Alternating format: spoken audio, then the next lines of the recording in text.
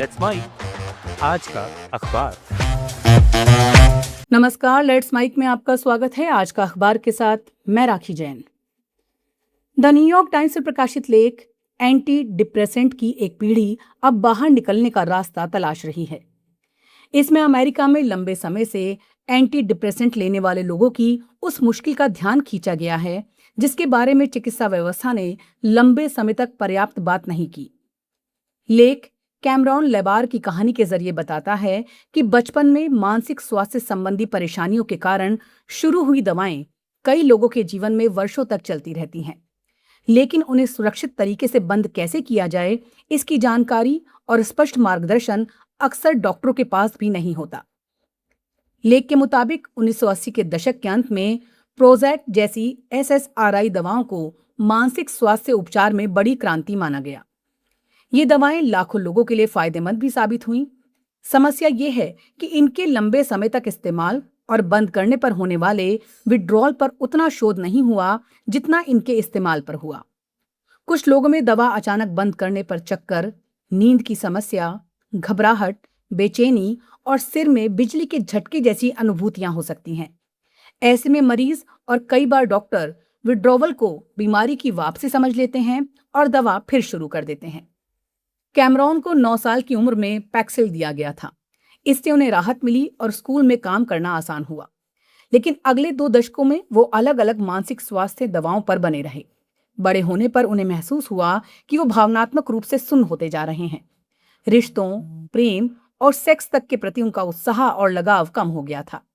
बाद में उन्होंने समझने की कोशिश की कि कहीं इसका संबंध लंबे समय तक ली जाने वाली दवाओं से तो नहीं है, और उन्होंने डॉक्टर की निगरानी में धीरे धीरे दवाएं कम करना शुरू किया। उनका अनुभव बताता है कि दवा छोड़ना केवल पिल बंद करने जितना आसान नहीं है। लेख इसी बहाने चिकित्सा व्यवस्था की एक बड़ी कमी सामने रखता है। डॉक्टरों को मानसिक स्वास्थ्य की दवाएं शुरू करने और लिखने की ट्रेनिंग ज्यादा मिलती है, लेकिन उन्हें सुरक्षित तरीके से बंद कराने की प्रक्रिया पर स्पष्ट दिशा निर्देश कम है। लंबे समय तक दवा लेने वालों के लिए कितनी गति से डोज कम करनी चाहिए, विड्रॉवल और बीमारी के दोबारा लौटने में फर्क कैसे किया जाए और किस मरीज के लिए कौन सा तरीका सुरक्षित है, इन सवालों पर अभी भी पर्याप्त शोध और सहमति नहीं है। इसलिए कई मरीज डॉक्टरों से संतोषजनक जवाब न मिलने पर इंटरनेट और सोशल मीडिया के सपोर्ट ग्रुप्स का सहारा लेते हैं। लेख ये भी बताता है कि अब रॉबर्ट जे कैनेडी जूनियर के नेतृत्व वाला स्वास्थ्य प्रशासन मेंटल हेल्थ के ओवर मेडिकेशन और जरूरत से ज्यादा दवाएं लिखे जाने के सवाल को उठा रहा है, लेकिन यहां भी सावधानी जरूरी है। दवा कम करना या बंद करना अपने आप में समाधान नहीं है। कुछ लोगों को एंटी डिप्रेसेंट से वास्तविक लाभ मिलता है और दवा बंद करने पर बीमारी दोबारा गंभीर रूप से लौट सकती है। इसलिए लेख ना तो एंटी डिप्रेसेंट को खारिज करता है और ना ही हर मरीज को दवा छोड़ने की सलाह देता है। लेख का मकसद एंटी डिप्रेसेंट को गलत साबित करना नहीं है। ये सवाल उठाना है कि दवा शुरू करने जितना ही जरूरी है उसे बंद करने की सुरक्षित व्यवस्था भी। मरीज को नियमित रूप से बताया जाना चाहिए कि दवा कितने समय तक जरूरी है और अगर बंद करनी हो तो डॉक्टर की निगरानी में कितनी धीरे धीरे डोज कम करनी है। इसके लिए बेहतर शोध और स्पष्ट दिशा निर्देश जरूरी हैं। यानी मानसिक स्वास्थ्य में समाधान सिर्फ दवा लेना या दवा छोड़ना नहीं, बल्कि मरीज और डॉक्टर के बीच बेहतर समझ, निगरानी और व्यक्तिगत उपचार है। द गार्जियन में प्रकाशित संपादकीय जैसन अर्डे के मामले में गार्जियन की राय, विविधता के समर्थकों को मजबूती से खड़ा रहना चाहिए। इसमें कैम्ब्रिज यूनिवर्सिटी के प्रोफेसर जैसन अर्डे के इस्तीफे से जुड़े विवाद के बहाने विविधता और समान अवसर की नीतियों पर हो रही बहस को समझाया गया है। अर्डे पर कथित प्लेरिज्म और अपने जीवन, करियर तथा उपलब्धियों से जुड़े कुछ दावों पर लेकर सवाल उठे हैं। संपादकीय का कहना है कि इन आरोपों की स्वतंत्र और गंभीर जांच होनी चाहिए, लेकिन इस एक मामले से पूरी डाइवर्सिटी की सोच को खारिज नहीं किया जा सकता। संपादकीय के अनुसार कैम्ब्रिज की सबसे बड़ी गलती अर्डे को इतनी तेजी से आगे बढ़ाने से पहले पर्याप्त जांच पड़ताल न करना और बाद में उठे सवालों पर प्रभावी ढंग से कार्रवाई न करना है। इससे अश्वेत और न्यूरो डाइवर्जेंट लोगों के लिए समान अवसर बढ़ाने की कोशिशों को नुकसान पहुंचा है। लेख याद दिलाता है कि शिक्षा और सार्वजनिक जीवन में प्रतिनिधित्व का असंतुलन केवल योग्यता का सवाल नहीं, बल्कि लंबे समय से चली आ रही भेदभाव और अवसरों की असमानता का परिणाम भी है। लेख की चिंता यह भी है कि दक्षिणपंथी ताकतें आरडे प्रकरण को डाइवर्सिटी और इंक्लूजन की पूरी व्यवस्था के खिलाफ इस्तेमाल कर सकती हैं। लेकिन गार्जियन का कहना है कि एक व्यक्ति की गंभीर गलतियों और यूनिवर्सिटी की लापरवाही को समानता के बड़े लक्ष्य से जोड़ना ठीक नहीं होगा। यही सबक है कि संस्थानों में नियुक्ति की जांच पड़ताल, पारदर्शिता और जवाबदेही मजबूत हो। सीधी बात में संपादकीय कहता है, आरडे मामले में गलती हुई है तो उसकी जवाबदेही तय होनी चाहिए, लेकिन इस गलती के कारण उन नीतियों को खत्म नहीं किया जा सकता जिनका मकसद शिक्षा और समाज में वंचित और कम प्रतिनिधित्व वाले लोगों को बराबरी का अवसर देना है।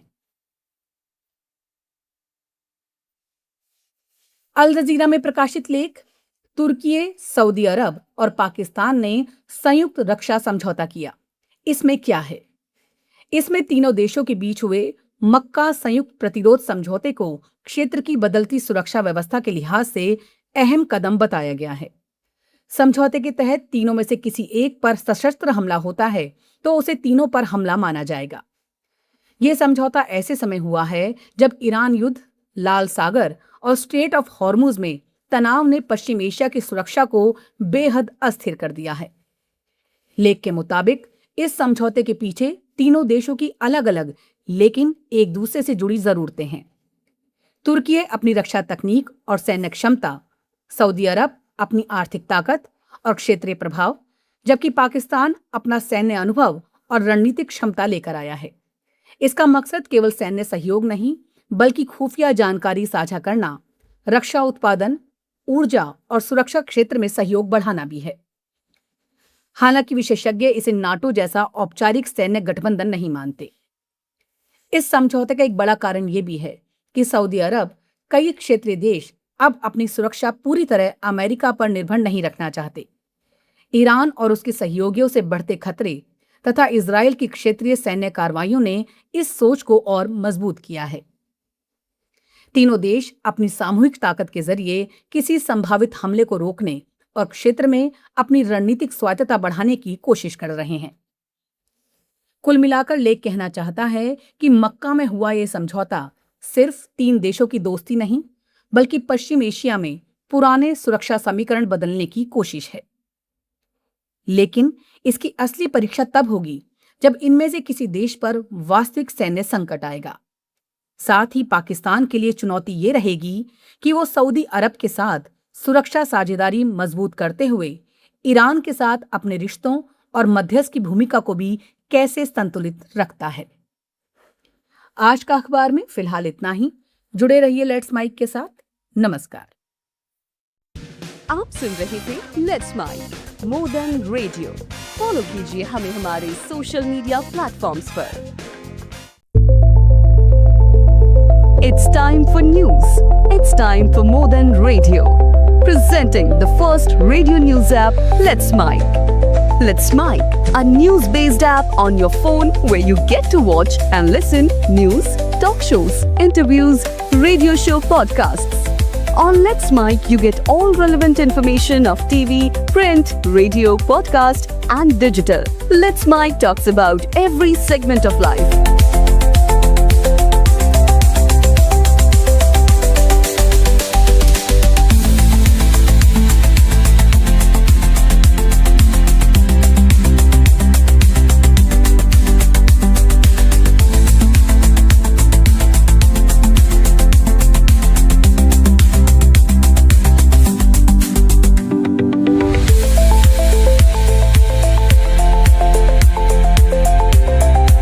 Download the app now from Play Store. Available both on Android and iOS mobile phones.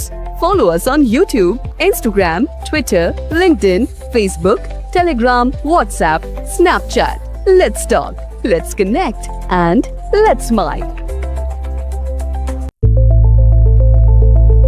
It's time for news. It's time for more than radio. Presenting the first radio news app, Let's Mic. Let's Mic, a news-based app on your phone where you get to watch and listen news, talk shows, interviews, radio show podcasts. On Let's Mic, you get all